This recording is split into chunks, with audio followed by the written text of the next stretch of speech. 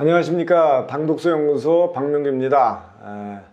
NMN NAD 관련돼 가지고 제가 영상을 올렸더니 많은 댓글들을 달아주셨더라고요. 그래서 뭐 아주 좋은 댓글도 있었지만 제가 갑자기 이 사기꾼으로 몰리는 이제 그런 댓글들도 있었고 뭐 여러 가지 어쨌든 뭐 관심이라고 생각하고요. 네, 감사드립니다. 당연한 게 저는 이렇게 이름이 알려져 있지 않았고 데이비드 싱클레어 박사 같은 경우는 워낙 이제 전 세계적으로 유명하고 학로의 권위자이시고 그러니까 그분이 만드는 거는 모든 것이 다 정답이고 그것이 길이요 진리라고 아마 인식하실 수 있을 거라고 생각합니다. 뭐 거기에 대해서는 뭐 제가 이의를 달 이유는 하나도 없고요.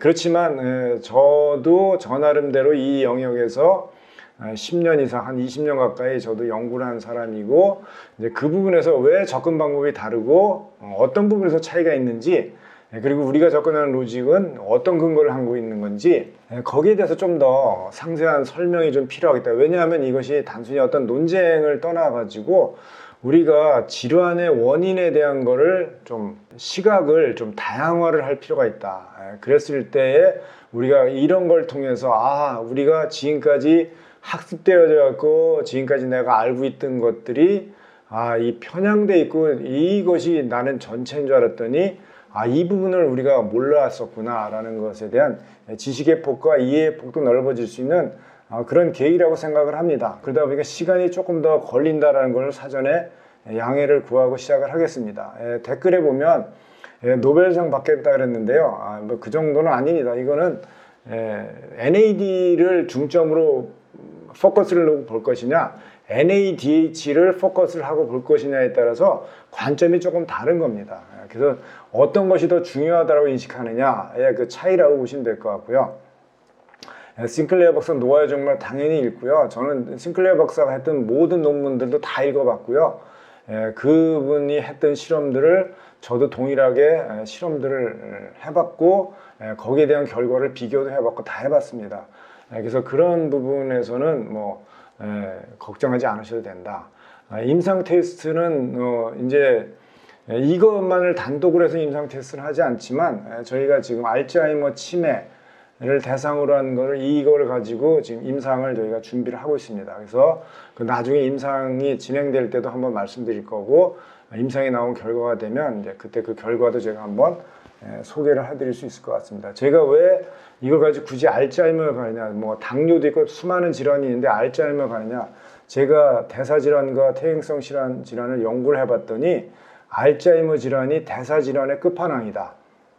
그래서 알츠하이머 질환의 시작은 NADH의 증가에서부터 시작된다 라고 제가 연구를 하고 수많은 결과를 통해서 결론을 내렸고 그거를 입증하는 거를 동물 모델에서는 저희가 다 입증을 했지만 최종적으로는 어쨌든 휴먼 스타디를 통해서 프루브 오브 컨셉트 POC를 제가 만들어야 되기 때문에 그렇지만 저희가 아직 벤처다 보니까 비용이 넉넉하지 않아서 좀 시간이 걸릴 뿐이다.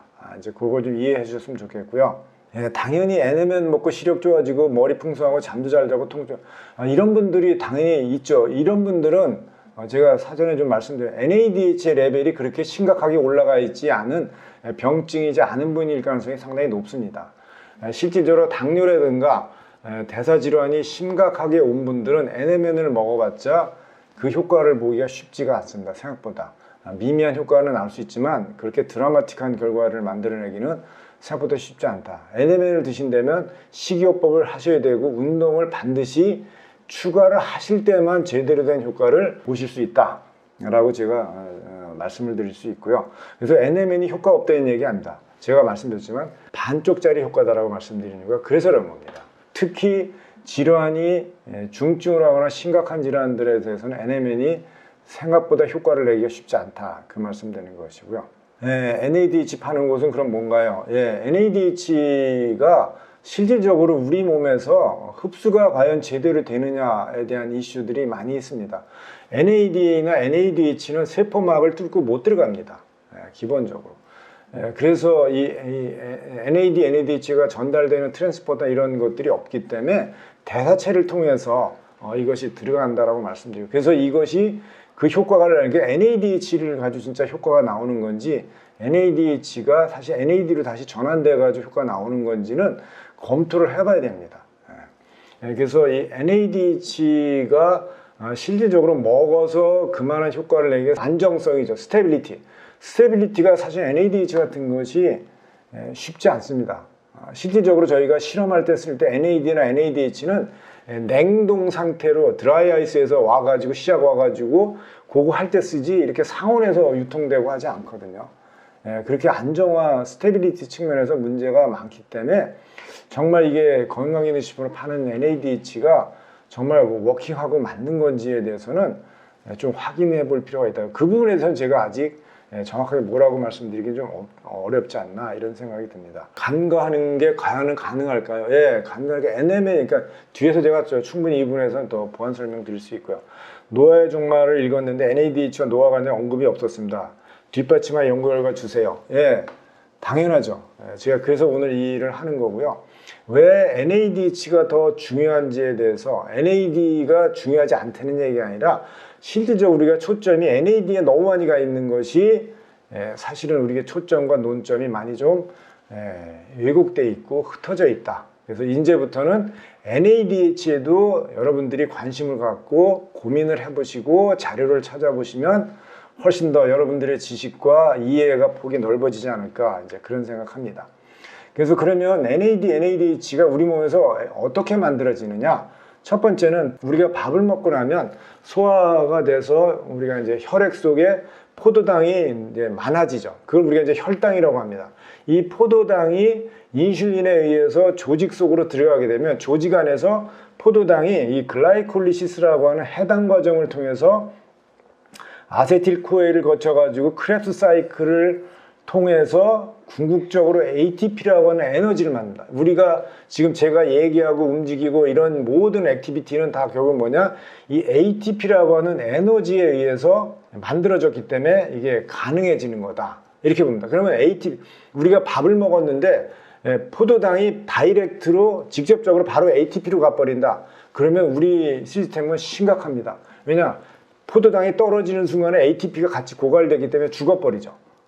우리 시스템. 그래서 우리 몸에서는 그 완충작용하는 시스템을 만들어놨는데 그게 뭐냐면 NAD하고 NADH의 비율입니다. 그래서 우리가 밥을 먹으면 NAD를 통해서 NADH가 만들어집니다. 그러니까 NAD하고 NADH는 짝이다. 같이 움직이는 거다. 이렇게 이걸 인식하시면 됩니다. 그래서 NADH가 많이 만들어지면 이 NADH가 결국에는 ATP로 전환되고 NADH의 H가 떨어져서 ATP로 전환되고 NAD가 다시 만들어진 게 다시 포도당이 분해될 때 포도당이 분해되면서 NADH를 만들고 T세에서 약해서 NAD를 만들고 요 사이클이 요게 순환되는 겁니다.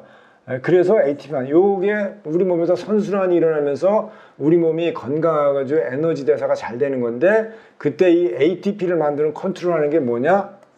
바로 NAD 플러스하고 NADH와 NAD의 비율에 의해서 ATP 레벨이 결정된다라는 것을 인식하셔야 됩니다. 그래서 이 에너지 대사, 그래서 이걸 이 NAD, NH 비율을 에너지 레독스라고 하는 에너지 산화환원 포텐셜이라고 하는데 이 비율에 의해서 ATP가 만들어질 수도 있고 안 만들어질 수 있다. 이렇게 보시면 돼요. 우리 몸의 모든 대사 시스템은 이 NAD, NADH 비율에 의해서 컨트롤되고 조절된다. 분해되고 합성하는 모든 시스템이 얘에서 결정된다는 것이 기본 원리입니다. 이게 우리 대사 모든 시스템에. 근데 재밌는 건 나이가 들어가면 이게 쥐 실험입니다. 쥐가 3개월 된 쥐, 그 다음에 12개월 된 쥐, 그 다음에 24개월 된 쥐가 있다고요. 그러니까 쥐가 3개월 됐을 때 NADH 레벨은 높지가 않죠. 근데 24개월 되면 어떠냐? 사람 나이로 치면 80세라고 보시면 됩니다.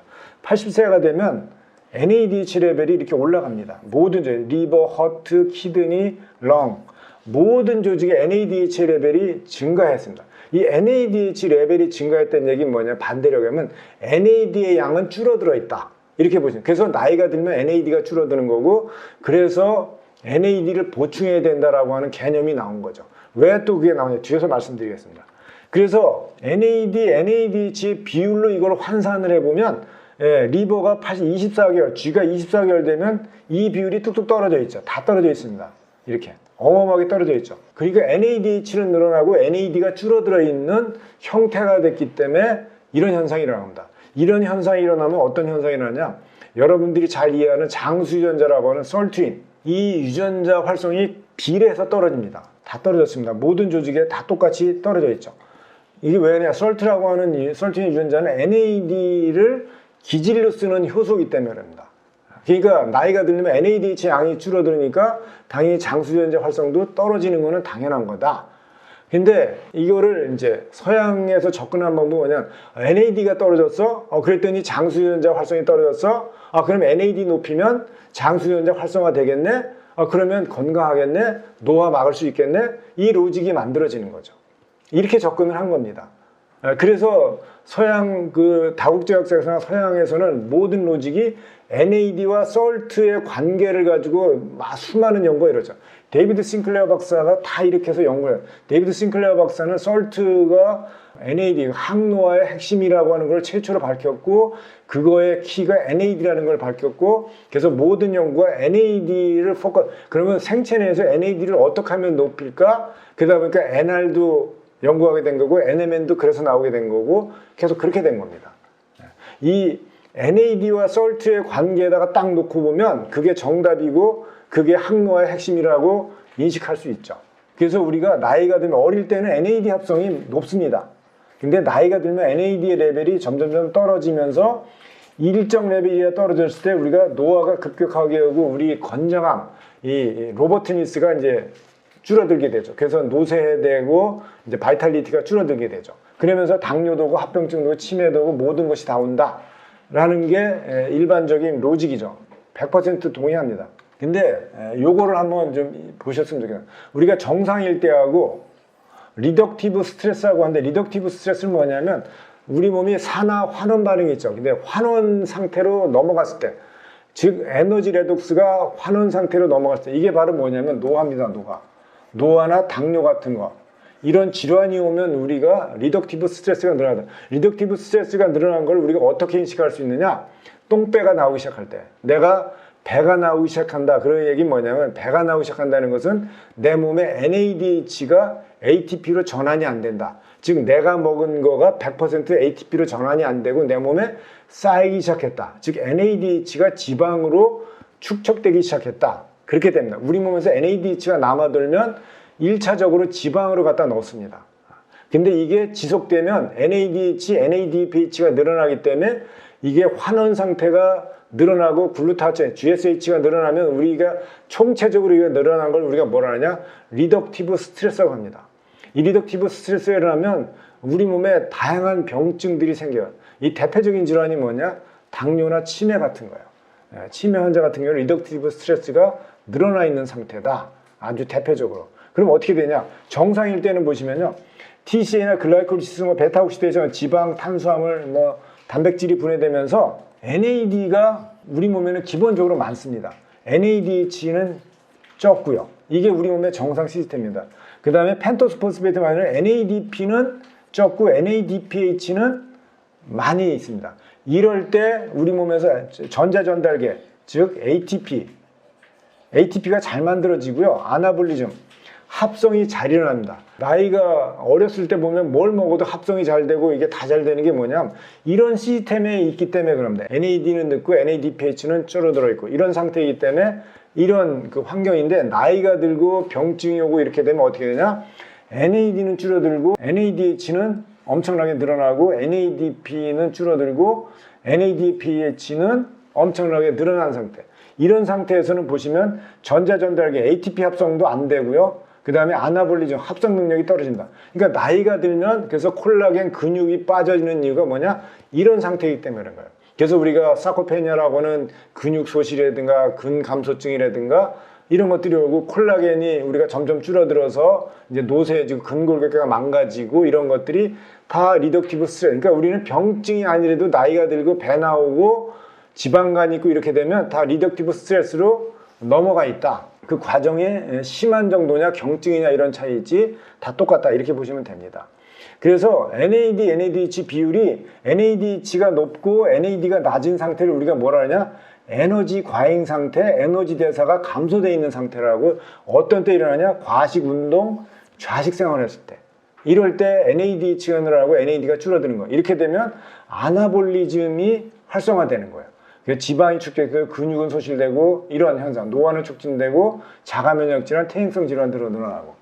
반대로 NADH는 줄어들고 NAD가 높을 때는 이 상태를 어디 에너지 감소 대신에 에너지가 감소했기 때문에 에너지 대사가 활성화되는 거예요. 그래서 소식, 금식, 유산소 운동했을 때 이런 현상들이 일어나죠.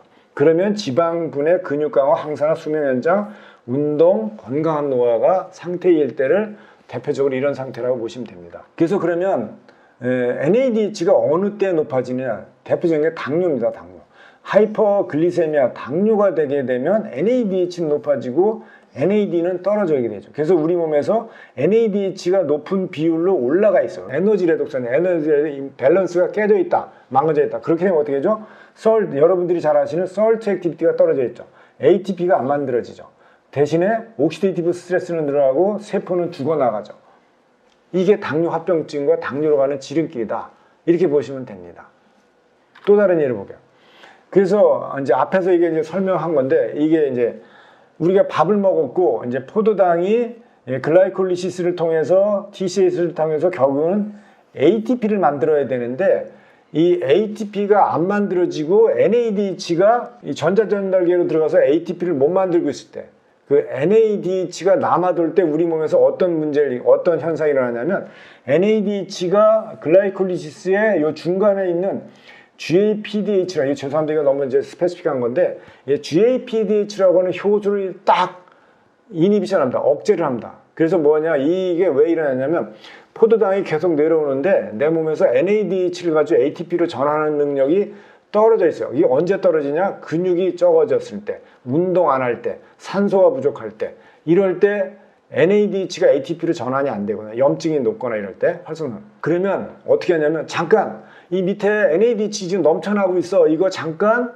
ATP로 전환할 때까지 내려오는 거 조금 줄여줬으면 좋겠어. 잠깐 스탑하고 위에를 딱 막아버리는 겁니다. 여기를 딱 막아버리는 겁니다. 딱 막아버리고 그 사이에 NADH를 ATP로 전환하고 열심히 해서 이제 정상화를 시켰는데, 그럼 그 사이에 위에는 혈당이, 포도당이 계속 내려오고 있는데 못 내려오게 막았죠. 막으니까 어떻게 혈당이 정체되니까 혈당이 올라가는 거죠. 그게 당뇨입니다.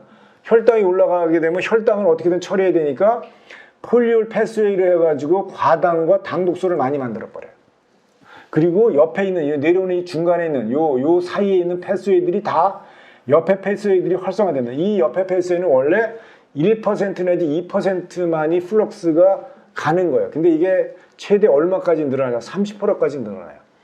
그러면 과당이 만들어지고 당독소 만들어지고 이 핵수사민 패스웨이 늘어나고 프로테인 카인 늘어나고 또 당독소 늘어나고 이런 게 늘어나면 이게 다 뭐냐? 이게 늘어나면 활성산소 염증을 유발해서 당뇨 합병증을 유발하는 겁니다. 그리고 옆으로 빠지면 또 TG, 중성지방을 만들어내요. 그러니까 우리가 지방간이 생기는 이유가 뭐냐? TCA 사이클, 에너지에서 ATP가 잘 안 만들어지기 때문에 중성지방이 늘어요. 그러니까 우리가 탄수화물을 먹으면 지방간이 많이 생기고 중성지방이 늘어난다는 게 뭐냐? 바로 이런 현상입니다. 그게 배가 나오는 거고요. 근데 이런 거를 제대로 대사시키고 해결하지 못하면 이런 현상이 우리 몸에서 특히 노화가 되면서 점점점 이게 심하게 일어난다. 그럼 어떻게 되냐? 결론은 밥 먹량을 줄여야 되죠. 밥 먹량을 줄이거나 아니면 운동하거나 둘밖에 없습니다. 그거를 지금 여러분들은 NMN 가지고 해결하시겠다는 거예요. 근데 NMN은 이걸 해결하는 능력이 그렇게 크지 않습니다. 마일드할 때, 뭐 이제 병증이 뭐 이제 초기 단계 이럴 때는 NMN이 효과가 있지만 중증을 하는 건 효과를 내기가 생각보다 쉽지 않다. 그러면 어디 가냐? 또 콜레스테롤도 높아지게 되죠. 이런 것들이 캐스케이드 반응들이 계속해서 일어나기 때문에 이런 현상들을 결국 어떻게 잡아야 되냐? 방법은 먹는 양 줄이거나 운동하거나 합니다. 근데 사람들이 이거를 싫어하죠. 그러니까 NMN 같은 게 대안으로 나오는 겁니다. 근데 보면 비정상적인 NAD 산화하는 상태와 질환하고 어떤 관계가 있냐가 나오는데요. 보시면 NAD, NADH 레이쇼가 줄어들게 되면 에너지 프로덕션 제가 안 된다 그랬죠. 그 다음에 NAD를 코팩터로 쓰는 이런 시스템들이 무너지게 되면 NAD의 양이 줄어드니까 세포의 신호가 약해져요. 우리가 전기 신호가 약해지면은 어떤 발전기 이런 것들이 잘 안 돌아가듯이 전기 신호가 세포에서 보내는 이 신호가 줄어들게 되면 모든 기능들이 고장나죠. 그러면 비정상화되게 되면 미토콘드리아가 망가지게 되고 뉴로디제너레이션이 오고 이게 치매나 알츠하이머, 파킨슨 같은 거죠. 그 다음에 노화가 오게 되고. 그러니까 NAD가 부족해서 그런 것도 맞지만 더 근본적인 것은 NADH가 남아돈 것이 더 근본적인 원인이다. 그 NADH를 줄이고 NAD를 늘리는 방법이 훨씬 더 효과적이다. 제가 아까 말씀드렸죠. NADH가 늘어나고 NADPH 늘어나고 GSH 늘어나는 것이 리덕티브 스트레스 상태다라고 했고, 이렇게 되는 이 원인이 어디서 오느냐?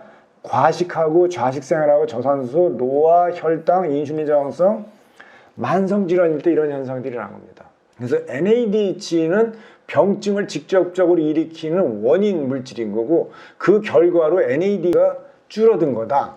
이렇게 보시면 됩니다. 그래서 운동, 과식, 노화, 대사질환 이런 것들이 많아지면 리덕티브 스트레스가 늘어나고 그러면 옥시데이티브 스트레스가 늘어나고 그러면 활성산소가 늘어나고 그러면 병이 발생하는 겁니다. 그래서 이거를 막아주는 게 1차적으로 NR이나 NMN 같은 것이 역할한다는 게 데이비드 싱클레어 박사 쪽에서 서양에서 이제 주장하는 거고요. 우리 이거를 또 미믹하는 게 뭐냐? 소식하는 거고 운동하는 거고 금식하는 겁니다. 이런 것. 근데 이런 것들은 다 어쨌든 장단점이 있죠. 그 다음에 또 하나가 뭐냐? NAD를 서플라이 해주는 겁니다. NADH를 줄여서 NAD를 늘려주는 방법이 있습니다. 제가 쓰는 방법은 바로 이 방법이에요. 이 방법. 이 두 가지 방법 아니라 저는 이 세 번째 방법을 저희는 써서 해결하겠다라는 얘기고요. 실제적으로 환원적 스트레스 NADH, NADPH, GSH 올라가면요. 심근병증, 폐고혈압, 스텐트, 근위축증, 뉴로디지즈, 파킨슨, 알츠하이머, 대사질환, 대사증후군, 류마티스, 신장질환, 캔서 다 옵니다.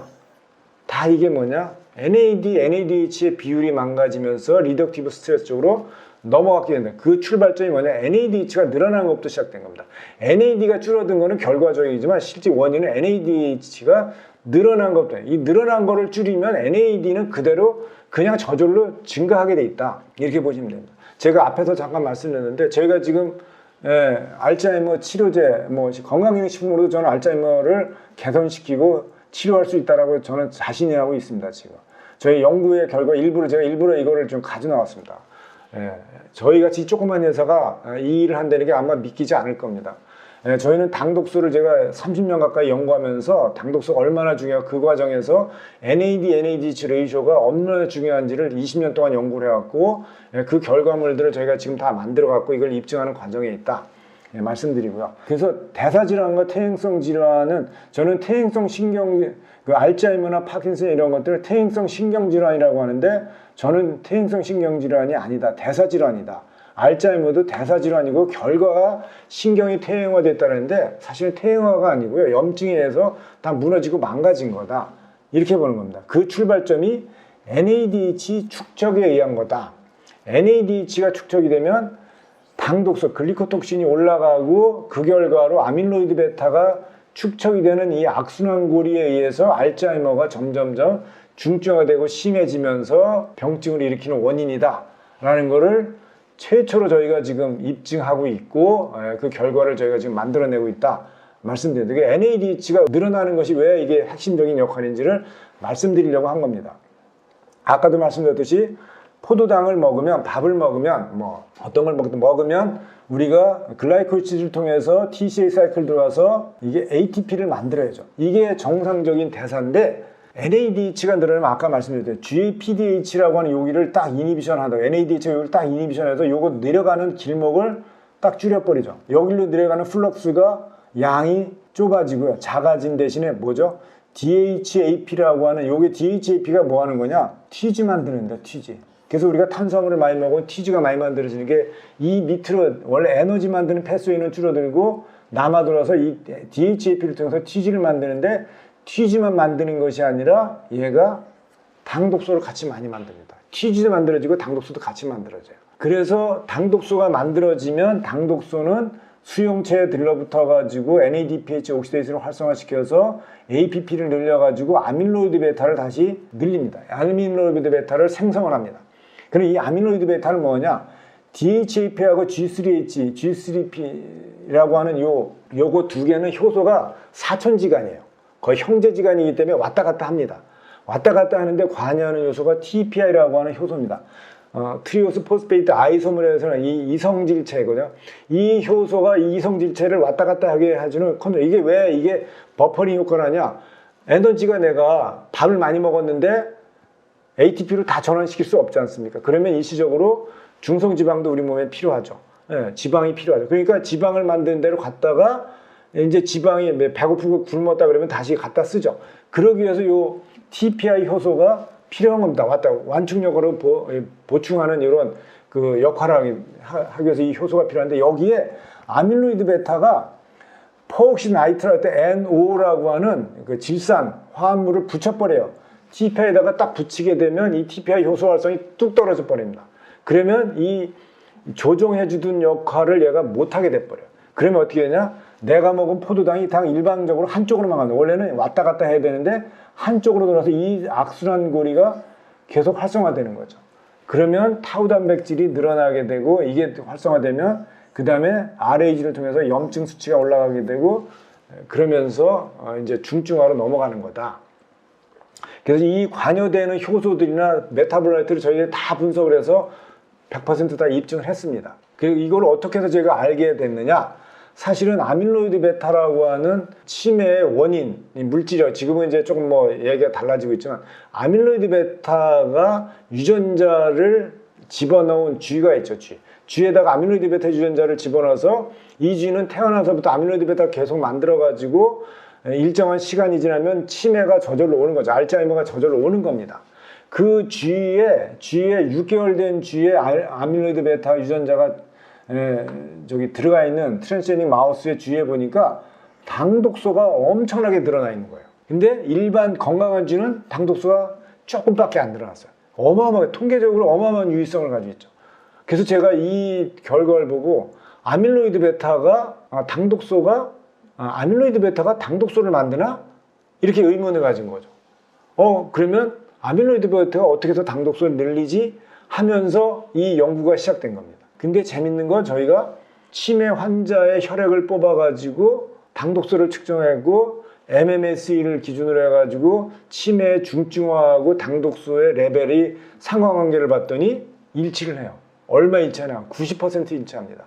그러니까 당독소의 양이 증가하면서 치매의 중증화가 같이 90%가 연계되어 있더라 라는 걸 저희들이 확인했고, 그래서 저희가 어떤 실험이나 이 기전을 다 밝히고 난 다음에 실험한 게 뭐냐, NADH를 줄이고 NAD를 늘리는 저희 소재를 쓴 겁니다. 썼더니 당독소를 투여해서 이렇게 아밀로이드 베타가 늘어났는데 NADH를 줄이고 NAD를 늘렸더니 아밀로이드 베타가 뚝 떨어진 거예요. 그리고 저희가 TCA 사이클을 활성화시키는 거를 에너지를 만드는 쪽으로 활성화시키는 저희 가지고 있는 그 소재를 썼더니 당독소를 써서 아밀로이드 베타에 올라갔던 거를 다 정상화시켜 버렸어요.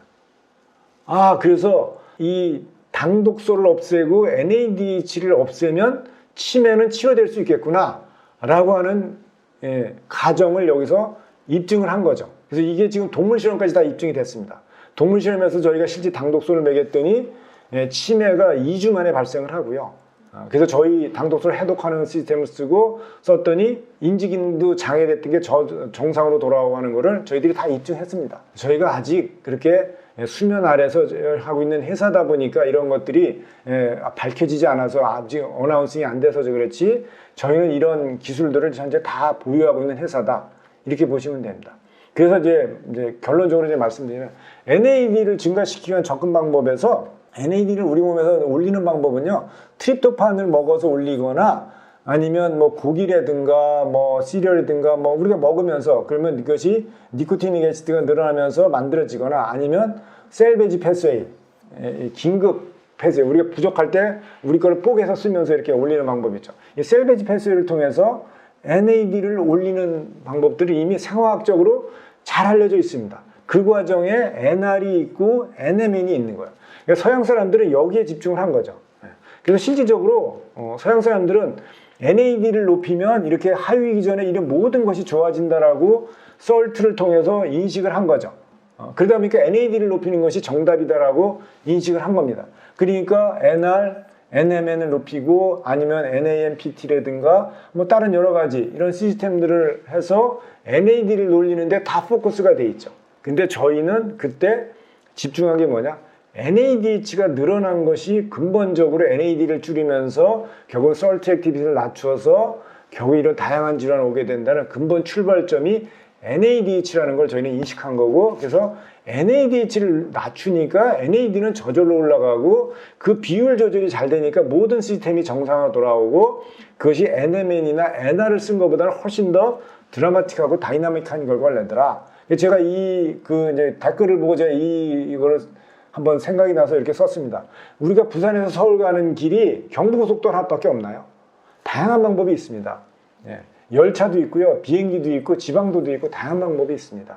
NAD를 만드는 방법도 다양한 방법이 있는데, 단지 데이비드 싱클레어 박사가 NR이나 NMN이나 아니면 레즈베라트롤의 유도체라든가 이런 걸 가지고 연구를 했기 때문에 그것이 각광받는 것이지, 사실은 NADH가 훨씬 더 근원적인 건데 왜 그 부분에 대한 거는 생각보다 연구가 잘 안 돼 있는 거죠. 그래서 서양학자들은 대부분 NAD 합성 경로를 연구해서 직접적으로 높이는 여기지 NAD 증가에 대한 것은 상대적으로 고민이 안 돼. 지금도 아니 연구는 많이 돼서 나오지만 이거를 줄이는 것이 핵심이라는 거에 대해서는 여전히 잘 인식을 못하고 있는 거죠.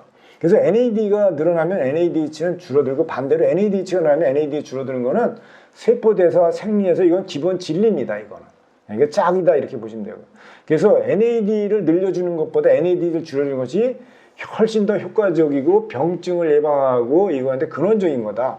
NADH가 늘어나면 NAD가 줄어들기 때문이고, NAD가 모자라서 병증이 일어난다고 생각하시는데 반대로 생각하면 NADH가 늘어나서 모든 병증이 일어난다고 생각하는 것이 훨씬 더 합리적이다 말씀드린 거고, NAD하고 NADH는 분리할 수 없는 관계. 이 비율이 결국 모든 대사를 조절하고 하는 겁니다. 이거는 이미 수많은 실험에서 다 검증이 돼 있고, 저희는 그거 중에 NADH에 포커스를 했고 NADH를 조절하는 게 핵심이라는 것을 저희들이 만들어낸 것 뿐이다 라고 보시면 돼요. 그래서 NADH가 일어나는 것이 바로 노하고 병증이고, 이렇게 NAD가 줄어들고, 그 다음에 건강한 상태는 뭐냐? NADH와 NADL의 비율이 정상화됐을 때.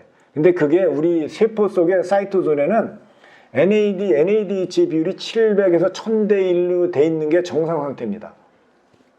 근데 예를 들면 NADH가 두 개가 있다. 그러면 이 비율이 350대 500으로 떨어지죠. 그러면 만약에 4개가 있다. 그러면 더 떨어지겠죠. 그렇게 되면 병증으로 가는 겁니다. 근데 그러면 NADH 양이 이렇게 늘어나게 돼요. 근데 NADH를 그러면 줄이면 어떻게 되냐? 다시 이 비율로 들어오게 되면 정상이 되는. 이렇게 NADH가 막 지금 4개, 그래서 NADH의 NAD 상태로 되어 있는데 이 비율을 700에서 1000대로 올리려고 했는데 NAD를, NMN을 집어넣어서 NAD를 이걸 올려가지고 이 비율을 어떻게 맞춥니까? 불가능합니다. 그래서 NMN은 반쪽짜리 효과라고 제가 얘기하는 거고, 효과가 생각보다 중증화되거나 이런 정말 이 병이 심해지거나 이런 사람들한테는 상대적으로 효과가 적다. 그래서 제가 이렇게 말씀을 드린 겁니다. 네. 그리고 실제 저희는 데이비드 싱클레어 박사가 SALT를 제안해가지고 글락소에 7억 7,200만 불이니까 7억 2천만 불의 라이선싱을 했죠. 패키지로. 그 기술을 하고 저희 기술하고를 같이 비교를 해봤습니다. 다 비교해봤습니다. 월등합니다. 훨씬 더 몇 배는 더 다이나믹하고 드라마틱한 결과들을 저희들이 다 만들어냈는데, 단지 이것이 저희는 그렇게 유명한 사람들이 아니고 그러다 보니까 이 부분에 대해서 주목을 받지 못한 것 뿐이죠. 저희들은 이런 결과들을 이미 이 비율 조절과 다양한 난치성 모든 질환들을 개선시키는 데 핵심이고, NADH 늘어나는 것이 병의 시작점이다라는 것을 저희들은 확인한 것 뿐이다 이렇게 보시면 됩니다. 그래서 나이가 들면 NADH 비율이 떨어지면 이렇게 노화가 와서 병증으로 넘어가는 거고요. 우리가 NADH 레이쇼를 올리게 되면 노화를 건강하게 끝까지 잘 유지할 수 있는 그런 상태를 만들어줄 수 있기 때문에 데이비드 싱클레어 박사가 이 문을 열어서 그 솔루션을 제공했지만 보다 근원적인 원인은 NADH의 증가가 원인이고 그 결과로 NAD가 줄어들었고 그 결과로 솔트라고 하는 단백질의 활성이 떨어져서 나오는 현상이다. 아마 이렇게 이해를 하시면 좋지 않을까 생각합니다. 그래서 아마 이 질문을 하셨는데 제가 여기에 충분히 나름대로는 답을 드리려고 했는데 그럼에도 불구하고 궁금하신 게 있으면 다시 댓글로 질문을 주시거나 하면 보완해서 더 설명을 드리도록 하겠습니다. 네, 제가 준비한 내용은 여기까지 하도록 하겠습니다. 감사합니다.